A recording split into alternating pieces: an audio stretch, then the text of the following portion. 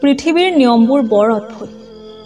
মৃত লোকক কান্ধত কঢ়িয়াই নিয়াটো মানুহে গুণ বুলি গণ্য কৰে, কিন্তু জীৱিত মানুহক সহায় কৰাৰ আগত 10 বাৰ চিন্তা কৰে। মানুহে জন্মৰ 2 বছৰৰ পিছত কথা ক'বলৈ শিকে, কিন্তু ক'ত কি কথা ক'ব লাগে সেইটো জানিবলৈ গোটেই জীৱন লাগি যায়।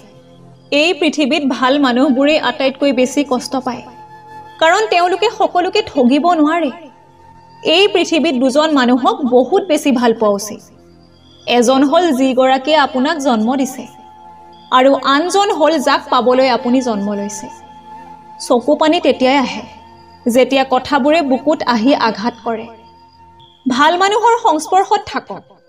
আপোনাৰ বুদ্ধি নাথাকিলেও তেওঁলোকে সময়মতে আপোনাক সৎ পৰামৰ্শ দিব, আৰু বেয়া ব্যক্তিৰ সংস্পৰ্শত থাকিলে তেওঁলোকে আপোনাক আৰু বেয়া বনাই দিব।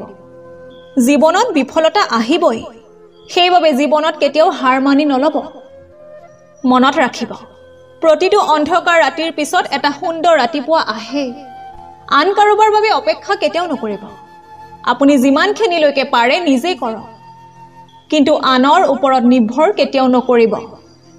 শিক্ষাই মানুহক 10 বছৰত যি শিকায়, অভিজ্ঞতাই মানুহক 10 মিনিটত তাতকৈ বেছি শিকায়। আপোনাৰ পৰিয়ালক ভাল পাওক, কাৰণ জীৱনৰ বেয়া সময়ত তেওঁলোকেই আপোনাৰ কাষত থাকিব, আৰু আন কোনো নাথাকিব। এয়াই বাস্তৱ। কিছুমান মানুহে সকলো কৰিব পাৰে, কেৱল নিজৰ খং চম্ভালিব নোৱাৰে। খঙৰ মুখত যি আহে তাকে কয়, কিন্তু পিছত নিজেই বেছি কষ্ট পায়। শৰীৰত আঘাত পালে মানুহে যিমান কষ্ট পায়, তাতকৈ বেছি কষ্ট পায় মনত আঘাত পালে। আপুনি যিমান দুখ প্ৰকাশ কৰিব, মানুহে সিমান মজা পাব। মানুহ সিমান জ্বলিব হিংসাত।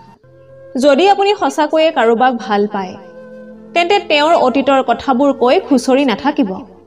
পাৰিলে আপোনাৰ ভালপোৱা দি তেওঁৰ অতীতৰ কথাবোৰ পাহৰাই তোলক। সুখত থাকিলে ভালপোৱা মানুহৰ অভাৱ নহয়, আৰু দুখত থাকিলে নিজৰ ছাঁটো কাষত পোৱা নাযায়। দূৰৰ পৰা মানুহক চিনি পোৱাটো সহজ, কিন্তু ভিতৰৰ পৰা চিনি পোৱাটো অতি কঠিন।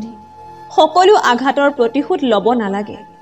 কিছুমান আঘাত হাঁহি হাঁহি ভগৱানৰ ওপৰত এৰি দিবলগীয়া হয়। নিজকে আনৰ লগত তুলনা কৰা বন্ধ কৰক।